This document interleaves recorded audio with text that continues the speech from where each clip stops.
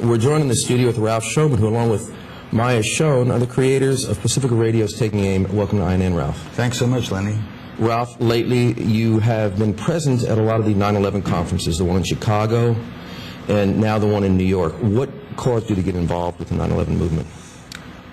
Right after 9/11, I had done an interview on Africa Kaleidoscope of Alambe Brath on WBAI in New York, in which I laid out the evidence for the role of the United States authorities in the events of 9/11. And as a consequence, I was asked to do a multi-part program or broadcast on that subject, and I did a 7-hour broadcast called World Trade Center Uncensored History. So I should say that out of that, the speaking and the engagement with this issue flowed. Also, I should point out that at the time of the bombing of the World Trade Center in 1993, I had done an article in which I laid out the role of the Federal Bureau of Investigation and the Mossad in the creation and orchestration of that particular event. And, of course, tried to tie this to the category of terror as the ideological replacement with the collapse of the Soviet Union of the old rationale for U.S. imperialism and preparations and imposition of war that was rationalized by reference to communist subversion and the presumptive menace of the Soviet Union, all of which were contrivances, much as the category of terror would become. Ralph, what do you think the 9/11 movement has brought into waking people up? The 9/11 movement has grown tremendously in the past year or so. So many more people are certainly now questioning the official story. We have Scholars for 9/11 Truth looking at official facts that don't hold up to the real science behind it. We have historians and others coming out saying that it's been a long time coming. What do you think? Where do you think it will go from the 9/11 movement? What do you think that will trigger? Well, Lenny, from the beginning, the official fiction didn't bear the most elementary scrutiny, either with respect to how the buildings collapsed or how the planes would be capable of downing them, or anybody who's ever been involved in demolition or in taking buildings down knows that the building collapsing on its footprint at the rate of gravity has to have been detonated and exploded, and that a plane crashing into it with the jet fuel burning up in 15 minutes and the hydrocarbon fire can't account for that. But physical evidence apart, look, what I started to do, to speak for my own research and work at the first broadcast I did, is to just look at the established press. Hey, the Frankfurter Allgemeine Zeitung in Germany showed that German intelligence had the complete outline of the attacks on 9/11 and had published them before they occurred, and German intelligence had been in touch with the U.S. about the same. French intelligence, Indian intelligence, Vladimir Putin and the Russians had laid out the whole thing, even naming the number of hijackers who were going to be blamed for the thing. What you're saying, Ralph, is everybody knew about this, but the American public, who still has a hard time getting on board with the thinking. No, wait a minute. Hey, San Francisco Chronicle. Mayor Willie Brown's flight scheduled for New York from San Francisco. Coincidental, Ralph. We know the story. Hang on.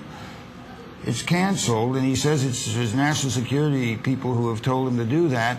Then all of what I'm describing to you is printed in the Chronicle, and then George Shultz, whose Bechtel Corporation is anchored in San Francisco, former Secretary of State, acknowledges that he had a complete memo from the State Department on all of what's to unfold on September 11th, a week in advance, and the San Francisco Chronicle runs a 5-column headline, "How could they not have known?" That's replicated in many publications across this country. The massive data, the hands of intelligence all over these things. Who is it that disclosed that Mohammed Atta and El-Sheikh al-Ghamdi are run out of Brooks Air Force Base in Texas, Maxwell Air Force Base in Alabama, and have their contacts at the Pensacola Naval Station in Florida? It's Newsweek, Washington Post, and the Knight Ridder Press. Now, the deputy director of the Monterey Defense Language Institute school, where one of these so-called hijackers was being trained, comes out and says the U.S. government was the agent of 9/11. Right shortly thereafter, it's covered all over the place when he's dismissed. He doesn't back down. What I'm trying to say to you is that the massive disclosures that were unfolding in the media.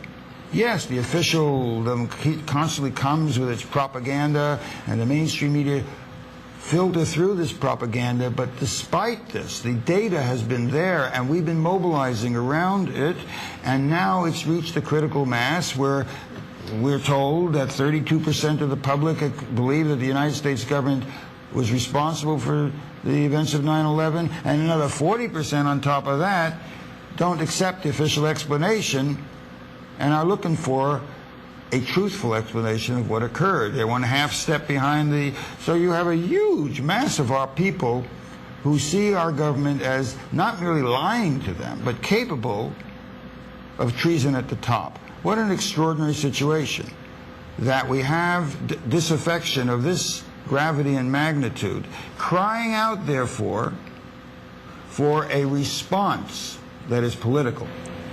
Who are going to be the leaders?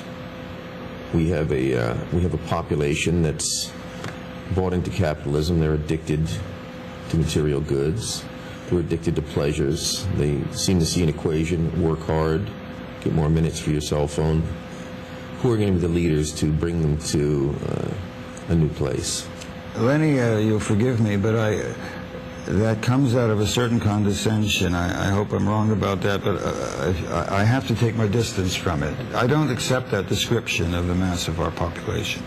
Let me just give you some concrete reasons as to why. When we have an election in the United States, a national election, yes, about 52, 53, 51% of the registered electorate participates. Now, of course, that's no more than 54, 55% of the eligible electorate.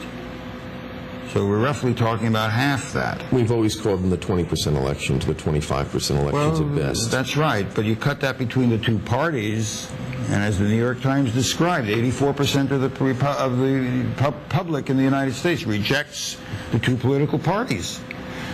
12% or so vote for one of them while holding their nose, right? In a non-national election, a congressional off-year election, the turnout is maybe 28, 29%, sometimes only 19%.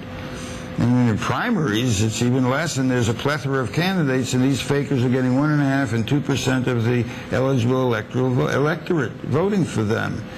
That's not because people are stupid or dumb or indifferent. It's because people say it's the same old day, same old. They're all crooks. They lie to us at election time, and they soft soap us, and then they sell us out the day after. There's nothing out there for us. What people are expressing is their alienation, their disgust, their unwillingness to lend themselves to a charade that they have long since felt is just an expression of contempt for their needs, for their aspirations, for their interests. They're deep down the cells are counting. There's an abiding anger that people feel. I mean, the alien... Hey, everything in a factory that isn't nailed down is stolen. People are pissing in the machinery. They're not tightening nuts and bolts. It's a form of class struggle. And when it comes to the political expression of this, when you talk to people, when you talk to working people at the point of production anywhere, you get them going about what happens to them on the job. The kiss-ass managers and the labor bureaucrats who are in bed with them, the rage people feel, the sense of betrayal.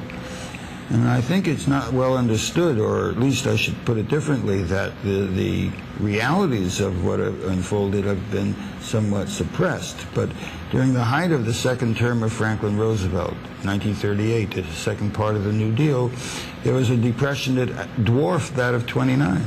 17 million people were unemployed. The economy was in total free fall. And what they did, and parenthetically, Rumsfeld alluded to this a few weeks ago when, under attack for the calamitous policies they're pursuing in the Middle East at this time. He said, look, 40 years ago, in fact, around 1940, we had about 200,000 men under arms, and they were practicing with wooden rifles. He says, look how far we've come since.